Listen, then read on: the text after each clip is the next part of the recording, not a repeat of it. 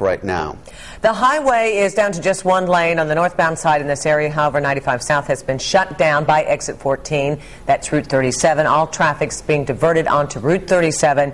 You can take that road to 295 South and pick up 95 in Warwick again. Our news crews have been crisscrossing as much of the region as possible today, gathering the dramatic video we've shown you. But our email has been flooded with hundreds of viewer photos, many of which are just outstanding. Eyewitness News reporter Erin Kennedy continues our live Pinpoint Weather team coverage with a look at some of those pictures. First of all, thank you to all our Eyewitness News viewers who sent in hundreds of incredible pictures. Here are just a few of the highlights. Take a look at these pictures. Scenes like this haven't been seen around here for 100 years. Here are some of the best pictures we received from Eyewitness News viewers. We'll start in Warwick. Here's a bird's eye view of the Greenwich Village apartments on Lambert-Lynn Highway. Lone cars in a parking lot with water nearly up to the roofs. But it was the force of the water that really impressed a lot of Rhode Islanders. Here's the Grist Mill Pond in Adamsville. And here in North Providence, it was much of the same. Scenes of rushing water fighting bridges and washing over roads. Other scenes were more quiet, but just as devastating. Here in West Warwick, Bob Niederberger took this picture while people took a moment to observe the flooded intersection. Another quiet, flooded scene, the Natick playground in Warwick along the Patuxent River. If you look closely toward the upper left-hand corner, you can see a basketball hoop barely peeking above the rising water levels. Now for the visible damage. Check out this picture of the Natick Avenue Bridge collapse. And here in Fall River along Mount Hope Street, Minnie Botello took this photo after the road simply gave way, buckling and sinking, taking down the sidewalk and even trapping a few cars. But for the cars and the drivers who weren't trapped, a few tried to brave the high waters. This is along Middle Highway at Maple Avenue in Barrington. And the others who ventured outside did so by boat, thank you to Eric Bedard in East Providence, or by kayak. By necessity or for fun, these roads, rivers, parking lots, and playgrounds may never be the same. And if you'd like to check out the entire slideshow, just log on to our website, WPRI.com. It's right on the homepage under Doppler radar. Erin Kennedy, Eyewitness News.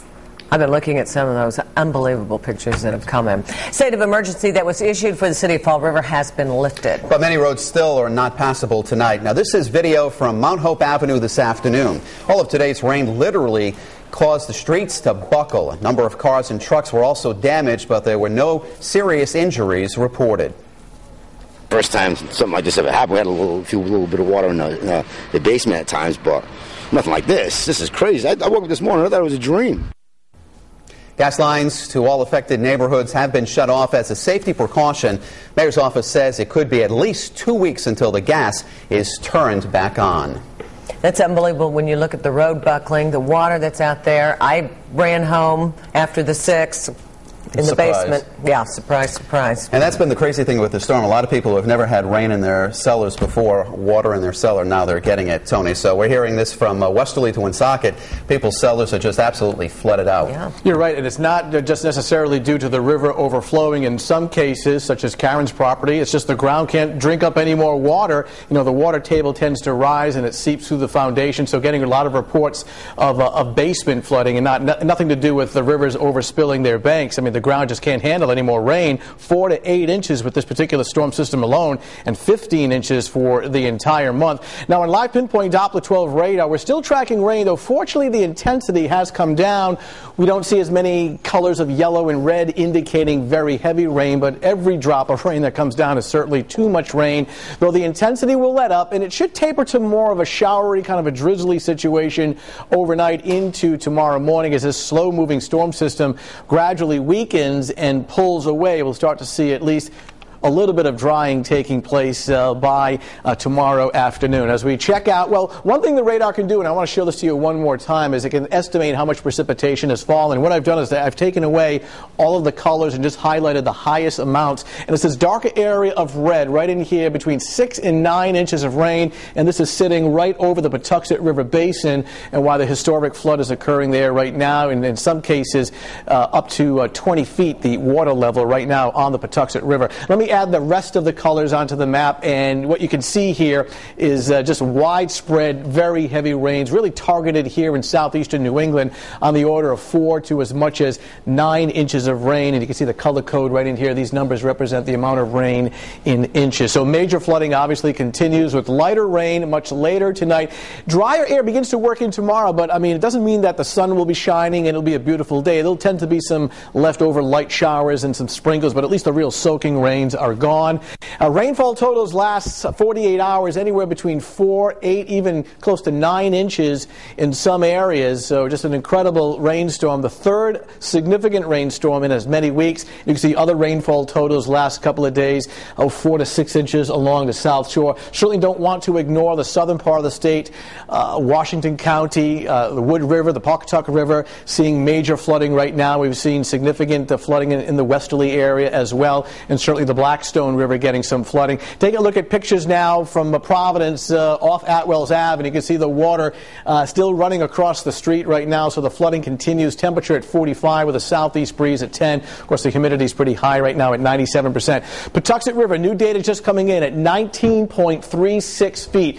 Flood stage is 9 feet, so it is almost 10 feet above flood stage, cresting to 20 feet by early tomorrow morning. Flood warning continues for the Blackstone River right now at 13.5 feet. Flood stage is 9 feet, so obviously major flooding occurring on the Blackstone as well, cresting by early tomorrow morning. The Woonasquatucket River in Centerdale, North Providence, 9.2 feet. That is record flooding for that river. It will continue to be above flood stage right on through the overnight hours. And some of the smaller rivers to the south in Washington County, the Pawcatuck River, Wood River, experiencing major flooding at this time, and those problems will persist into the morning hours as well. Warwick Mall parking lot, you can see the car all the way up to the bumper as far as the water goes. Of course, the Warwick Mall is right next to the Patuxent River.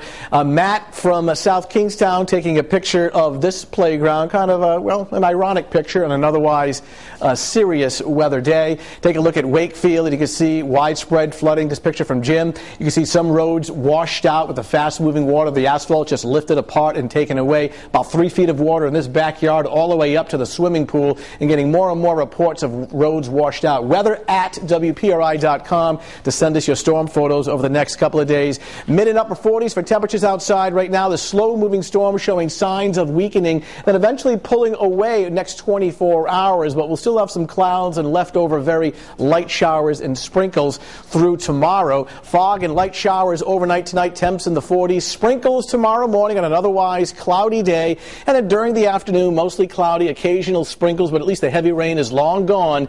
Temperatures in the low 50s. Major improvements on Thursday with sunshine right through the holiday weekend, along with a significant warm-up. Temperatures upper 60s to low 70s for the holiday Saturday and holiday weekend, and Sunday, Easter Sunday, with a high temperature near 70. So big improvements down the road. It may take until the holiday weekend for these rivers to finally fall below flood stage. And keep in mind, the rain may end, but the runoff continues to feed into the rivers and why they still rise. I know. Boy, do we need that sun. We do. Oh, boy. All right. Thanks.